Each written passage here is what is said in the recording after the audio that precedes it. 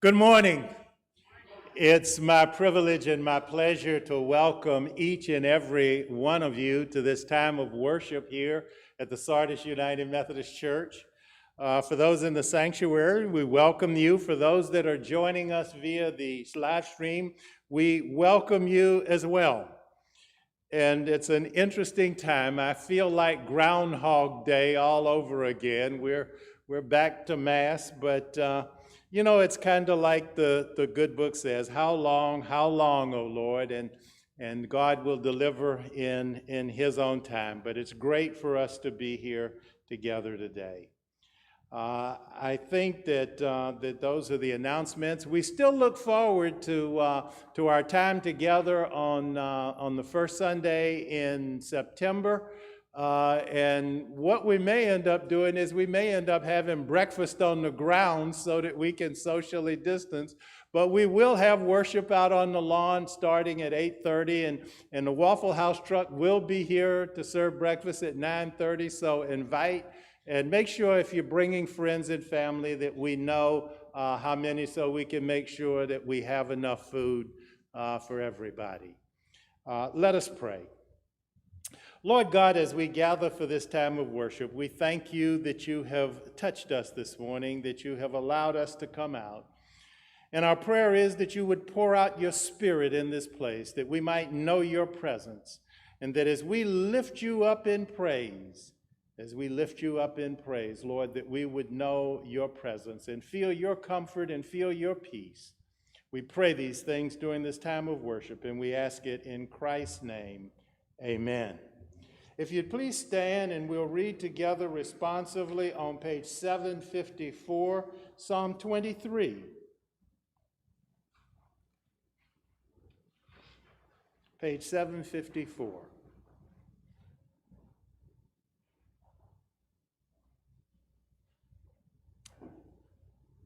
The Lord is my shepherd, I shall not want. He leads me beside still waters, restores my life.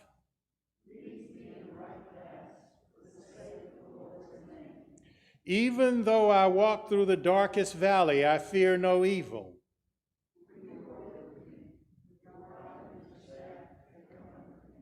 You prepare a table before me in the presence of my enemies.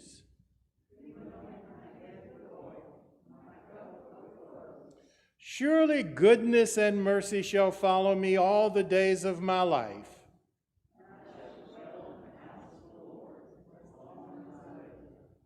Please be seated.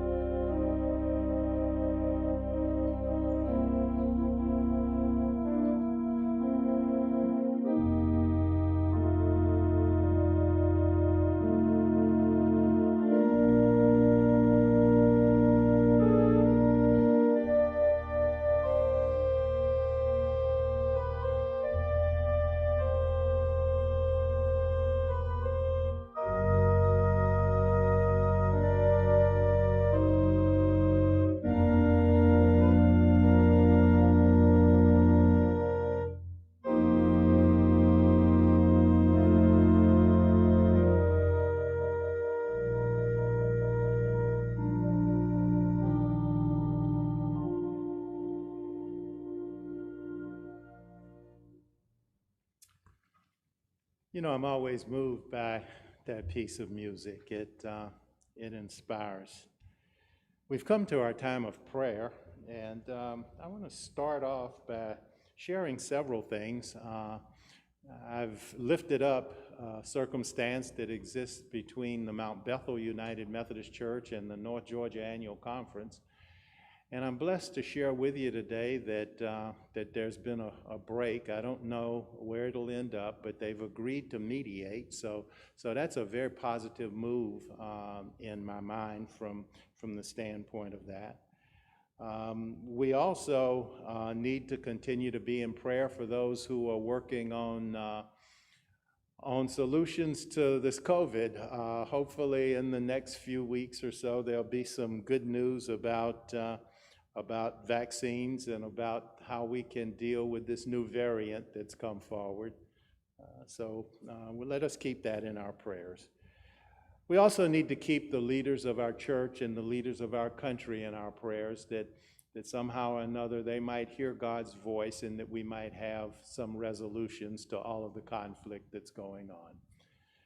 So let's take a moment of silence and just be with the Lord, and then let us pray.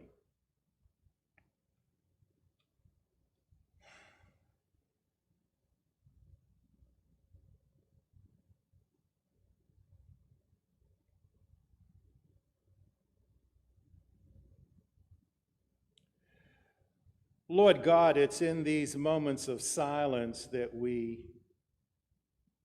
hear from you. It's in these moments of silence that we lift up our minds to give you thanks. We give you thanks that you have enabled us to gather once again in your house. We give you thanks that you have touched each of us with a modicum of health. We give you thanks that we have the food that we need to eat. And Lord, we give you thanks for your Son, Jesus Christ. Lord, as we come today, we lift up those who are in leadership in our country, in our cities, and in our church, and ask that you would pour your Spirit out on them, that they might have a hallelujah moment and that they might follow your ways. And Lord, we know that if they follow your ways, we will come to resolutions that are win-win resolutions, because you order our steps in the direction of righteousness. Lord, we thank you for the peace that you have allowed us to have, the peace that passes understanding, even in these difficult times. And Lord, we pray for those who are afflicted with the COVID. We pray for those whose families have been touched by this virus. We pray for those who have lost loved ones to the virus and for others, and ask that you would be their comfort. And we pray now the words that you gave us. Our Father, who art in heaven, hallowed be thy name. Thy kingdom come, thy will be done, on earth as it is in heaven. Give us this day our daily bread, and forgive us our trespasses, as we forgive those who trespass against us. And lead us not into temptation, but deliver us from evil. For thine is the kingdom, and the power, and the glory forever. Amen.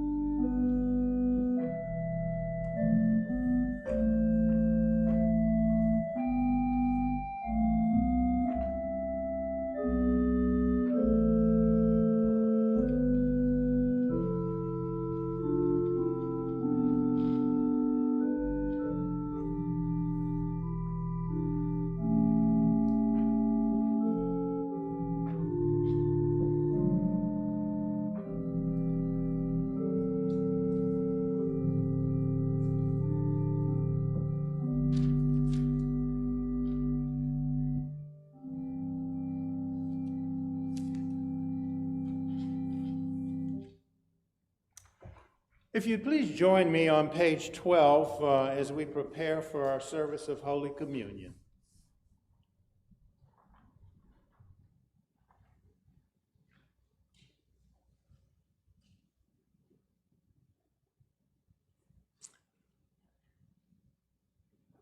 Christ our Lord invites to his table all who love him, who earnestly repent of their sin and seek to live in peace with one another. Therefore, let us confess our sin before God and one another. Merciful God, we confess that we have not loved you with our whole heart. We have failed to be an obedient church. We have not done your will. We have broken your law. We have rebelled against your love. We have not loved our neighbors, and we have not heard the cry of the needy. Forgive us, we pray. Free us for joyful obedience through Jesus Christ our Lord. Amen. Hear the good news. Christ died for us while we were yet sinners. That proves God's love toward us. In the name of Jesus Christ, you are forgiven.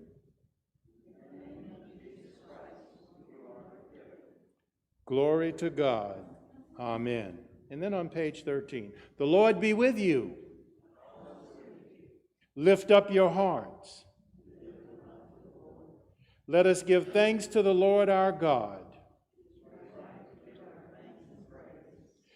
It is right and a good and joyful thing, always and everywhere, to give thanks to you, Father Almighty, creator of heaven and earth.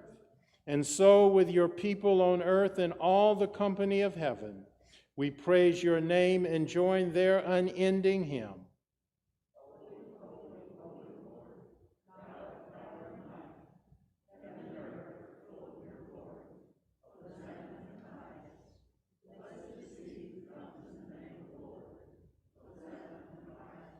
Holy are you, and blessed is your Son, Jesus Christ.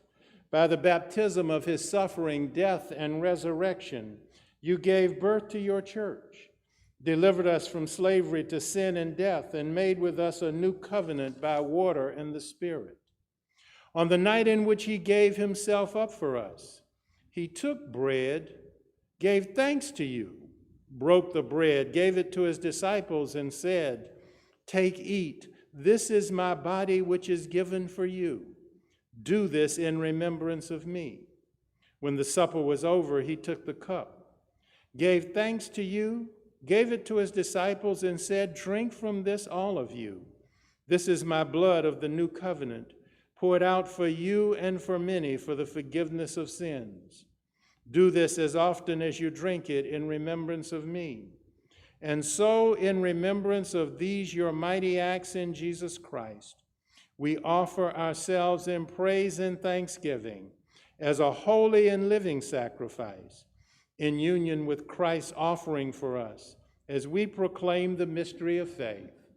Christ has died, Christ is risen, Christ will come again. Let us pray. Pour out your Holy Spirit on us gathered here and on these gifts of bread and wine. Make them be for us the body and blood of Christ, that we may be for the world the body of Christ redeemed by his blood. By your Spirit, make us one with Christ, one with each other, and one in ministry to all the world, until Christ comes in final victory and we feast at his heavenly banquet. Through your Son, Jesus Christ, with the Holy Spirit in your holy church, all honor and glory is yours, Almighty Father, now and forever. And God's children said, as we remember the sacrifice of Christ, let us break bread together. Jesus said, "This is my body, which is given for you. Eat this in remembrance that he died, and feast on him in your heart by faith and with thanksgiving." Likewise, after supper, he took the cup and he gave it to them, and he said, "This is my blood, which is shed for you. Drink this in remembrance that I died, and be thankful." Let us pray.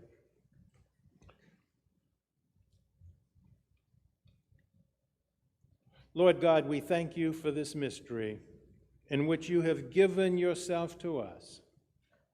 And Lord, our prayer is that as we eat this bread and drink this juice, that we might ever move closer to Christ's likeness. This is our prayer, and we ask it in your name. Amen. If you'd please stand now, and we're going to sing all of the verses of number 156. I love to tell the story. All 4 verses. Please stand. Jesus.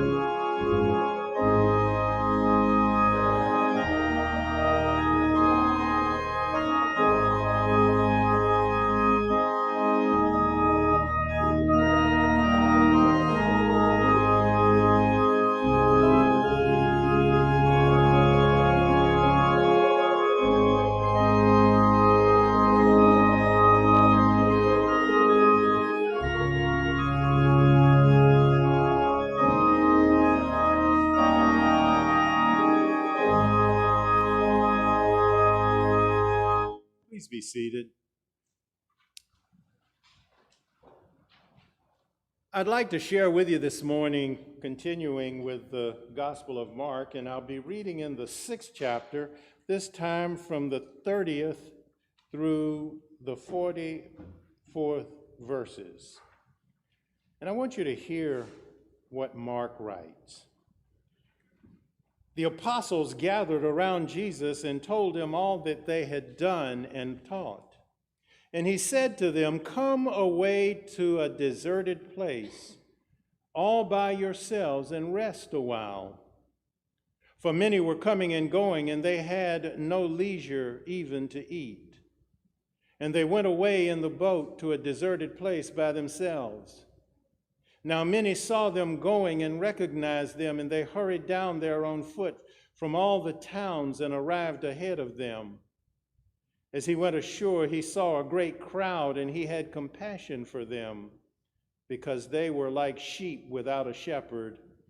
And he began to teach them many things.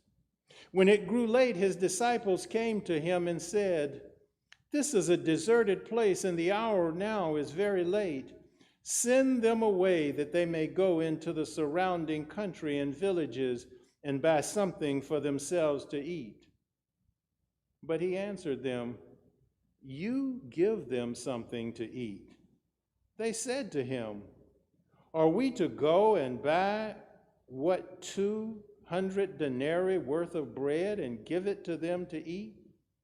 And he said to them, "How many loaves have you? Go and see." When they had found it, they said, 5 and 2 fish. Then he ordered them to get all the people to sit down in groups on the grass. So they sat down in groups of hundreds and of 50s. Taking the 5 loaves and 2 fish, he looked up to heaven and blessed and broke the loaves and gave them to his disciples to set before the people.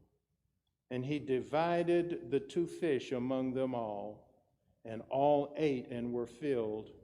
And they took up 12 baskets full of broken pieces and of the fish.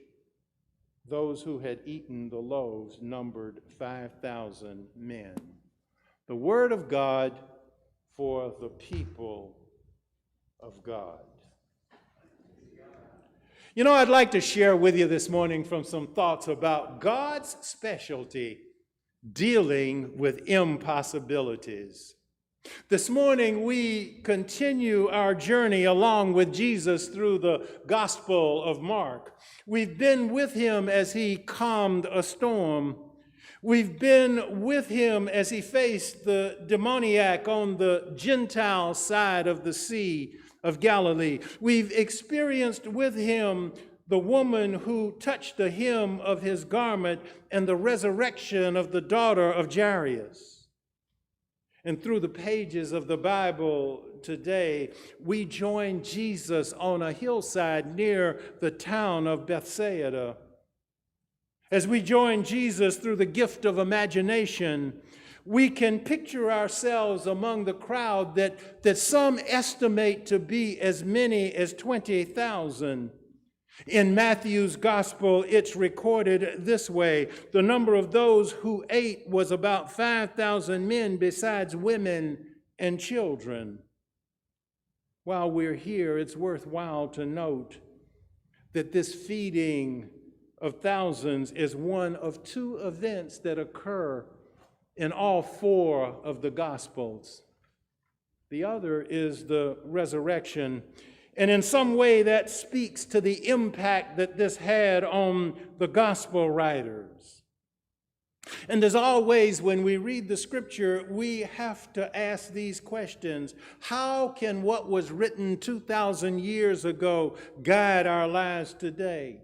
So let us begin.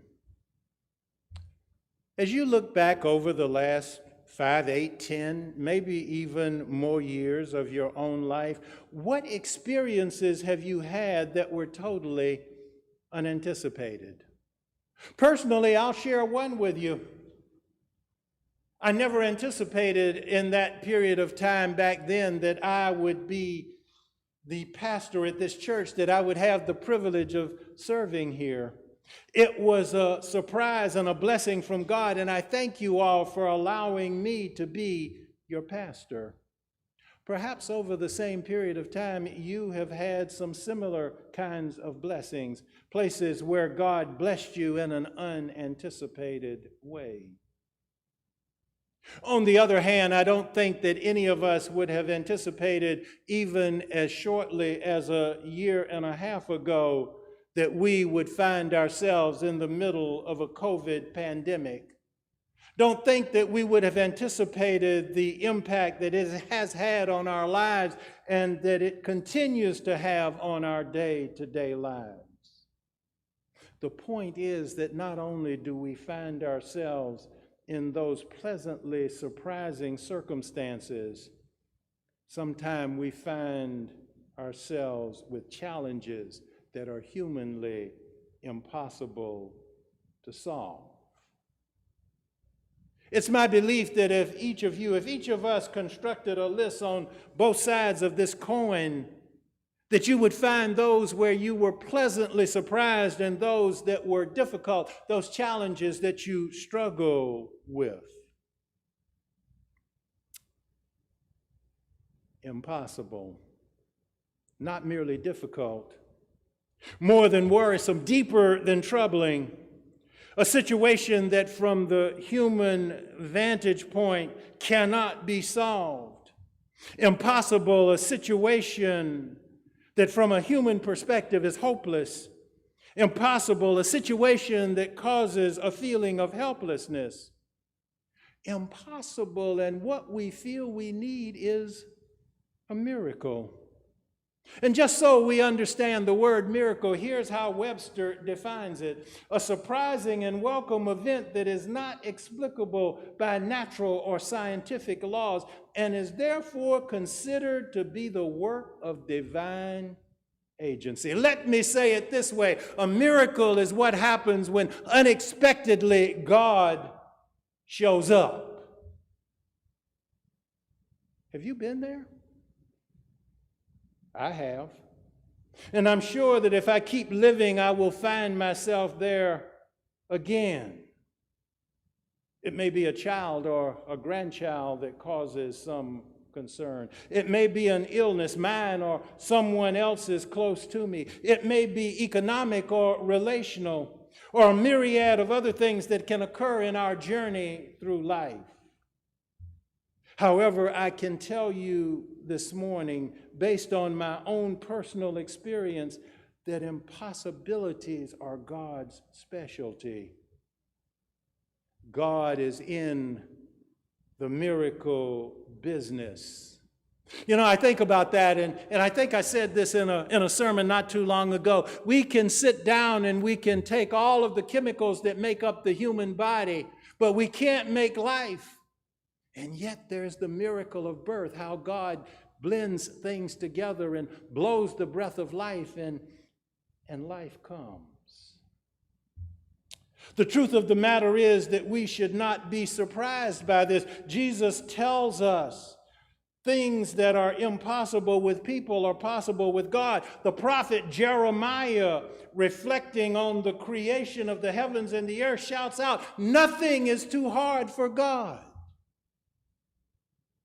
I'm reminded of Abraham and Sarah. She laughs, and God says, "Is anything impossible? Is anything too hard for me?"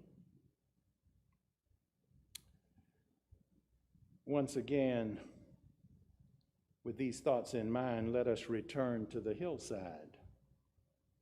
Some 20,000 gathered. It's dinner time, and the disciples have their thoughts. Send them away so that they can go into nearby villages and buy something to eat. However, Jesus has some other ideas. He looks at the 12 and he says, "You feed them." And I'm almost sure that the question that they ask in the Gospel of Matthew is the question that I would have asked, with "What do you want me to feed them?" You remember just before we got here, you told us to go out to the villages and share the good news about the kingdom. And you said, don't take any bread, don't take any money with you. Don't even take an extra coat. With what shall We feed them. And then they recount, it would take 6 or 8 months worth of wages to give each one of them just a little bite. Then Jesus asked the operative question, what do you have? How many loaves? I want you to think about it in these terms. The question, what do you have? That's the question that God asks us today. That's the question that Jesus asks us today. What do you have? But you see, God knows already, because what the scripture tells us is that to each one is given a measure of the Spirit for the common good. Material things, spiritual things for the common good. And it's Andrew that answers the question. And I would suggest that you note the skepticism in his response. He said, here's a boy with 5 small barley loaves and 2 small fish. But how far will that go among so many? What happens next foreshadows some of the words that we shared in the communion liturgy this morning. Mark says it this way, taking the 5 loaves and the 2 fish and looking up to heaven, he gave thanks and broke the loaves. The blessing would foreshadow the words that Jesus shared at the Last Supper, and it would have gone this way: Baruch atah Adonai Eloheinu melech ha'alom hamoetzai lehim haaretz. That's the Hebrew for these English words. Blessed are you, Lord our God, ruler of the universe, who brings forth bread from the earth. Let me ask you a question. Are any of you here, or have you ever been to one of those small town churches? It's kind of like the one that was the church that was my mother's home church before we moved to Savannah. When we would go to the country and we'd go in the morning and we'd worship from around 11 to around 12 or 12:30, and then we'd go out on the grounds and spread lunch. Some of you all may have had those kind of experiences.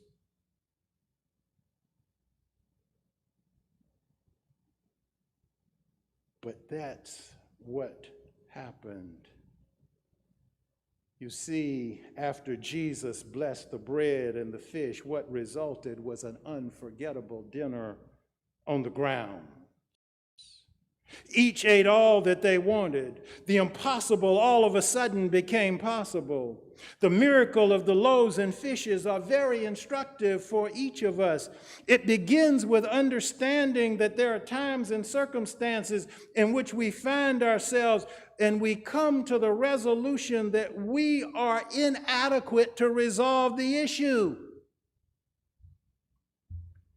These are times when we must acknowledge that the God we serve is omnipotent. And along with Jeremiah, we can shout out, there's nothing that's too hard for our God. I've heard it expressed this way: the shortest distance between an impossible problem and its solution is the distance between our knees and the floor. The distance between our knees and the foot of the cross. When we find ourselves in those situations, the best thing that we can do, and I've been here, you get down on your knees and you say, God, I've done all that I can do and it's still not solved. I'm turning this over to you. The second thing that we should learn is that whatever the challenge we face, we should seek a solution that glorifies God. I think about the conflicts that we face today in our culture: political conflicts, racial conflicts, theological conflicts, gender conflicts, and the list goes on and on and on. The Word of God offers us a solution. In Chronicles it says this: if my people who are called by my name, that's you and I, if my people who are called by my name will humble themselves and pray, seek my face, and turn from their wicked ways, then I will hear from heaven, I will forgive their sin and heal their land. That sounds like peace to me. Sounds like the absence of conflict. When we reach the point of doing what God has commanded, then God will show up in a mighty way. And when that happens, it will be as much a miracle as was that unforgettable dinner on the grounds that happened some 2,000 years ago. And let me share this with you from a historical standpoint, we're due. One has occurred approximately every 100 years, and we are due. So let us humble ourselves and pray. Let us pray for God to show up today in America just as he did on that hillside some 2,000 years ago. Let God be glorified. We also learn that we must do what we can. We must give what we can. You know, I'm reminded of a service of consecration that we used every Sunday in my mother's church. And it was in the hymnal, the old Methodist hymnal. And in this, it committed this. The words were, to the evangelization of the world and the bringing of the kingdom of God. And the response was this: we consecrate our wealth, our efforts, and our lives. And let us be reminded that God uses ordinary people to bring about miracles. God wants you to be involved in the work that God is doing. You see, I thought about that little boy and his lunch.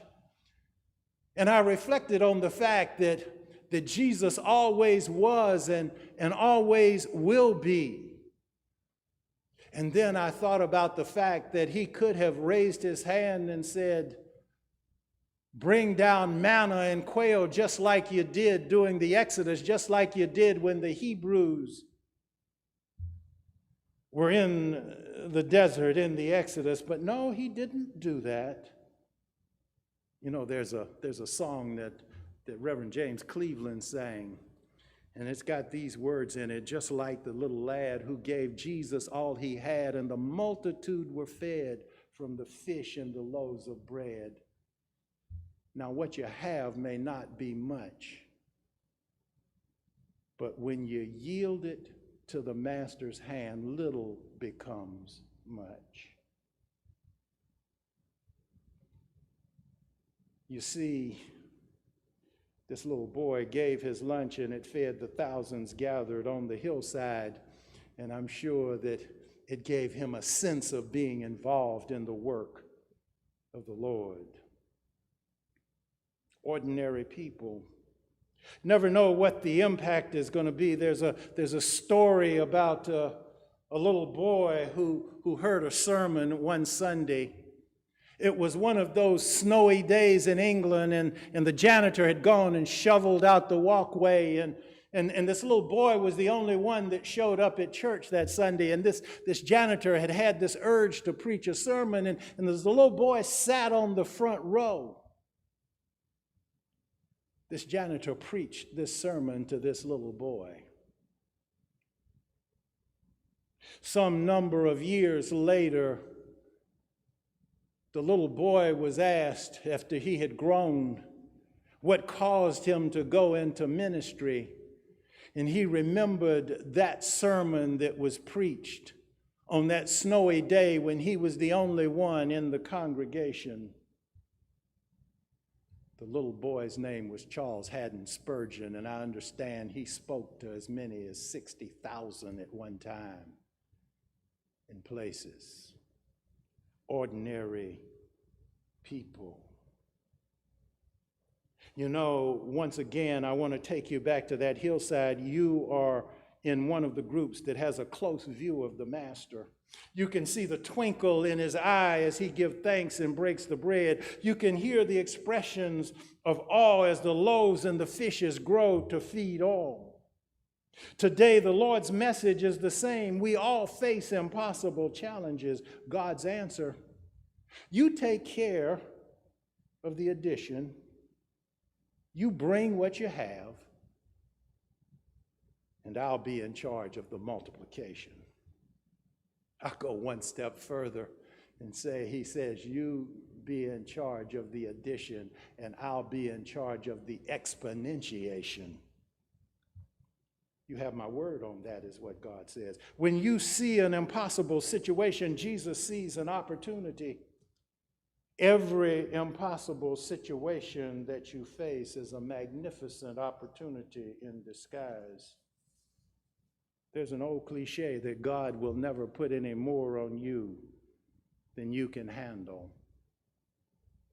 I said that to a former pastor at one time, and his comment back to me, Chuck, that's crap. Okay. He said, it's absolutely not true. He said, however, what I will tell you is this, that God will never put more on you than the two of you can carry together. Some of you may remember the poem Footsteps, and what that says is that not only will God carry the load, but he'll carry you as well. You know, I think about this pandemic that looms, this pandemic that we've wrestled with now for more than a year, and it occurs to me that God is still on the throne. It occurs to me that Jesus is still Lord. And we have an opportunity to share the good news of Christ Jesus, the good news of the peace that passes understanding, the good news that answers the question, how long? Because I'm convinced that somehow out of this, just as Joseph could say when his brothers showed up in Egypt and he was the second in command after they had sold him into slavery, that somehow or another this was meant for evil, but God will somehow turn it into something that was good. You see, our God's specialty is dealing with the impossibilities of life.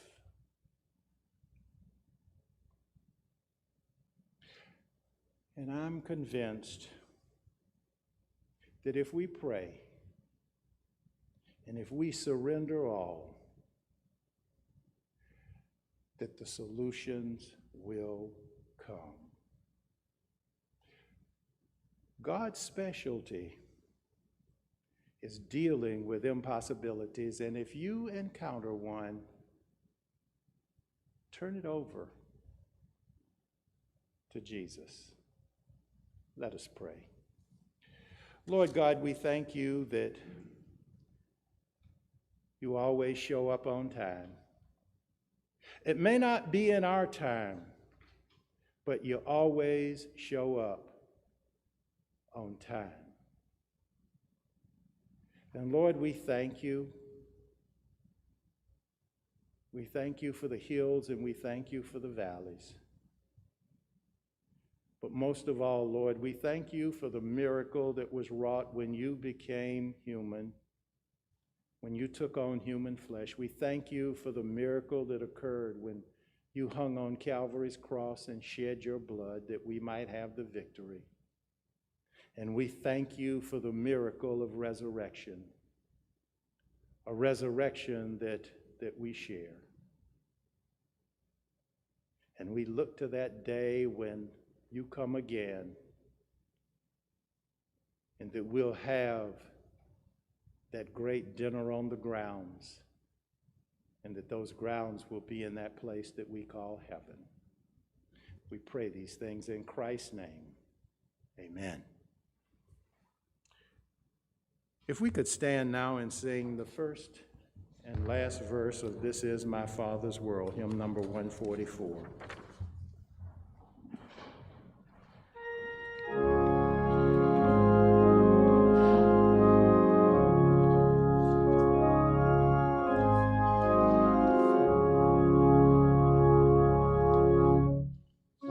This is my Father's world, and to my listening ears, all nature sings and round me rings the music of the spheres.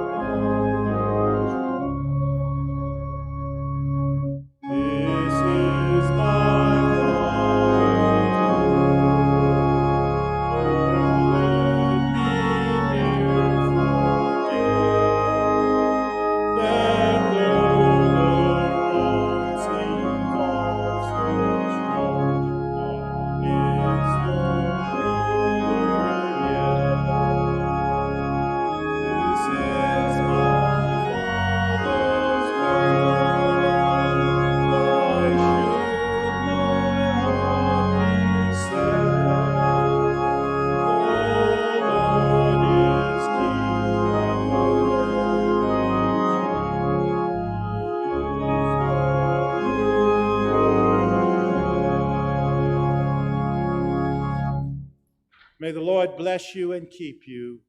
May the Lord make his face to shine upon you. May the Lord give you peace. I say, go now in the name of the Father, and of the Son, and of the Holy Spirit, both now and forever. Amen.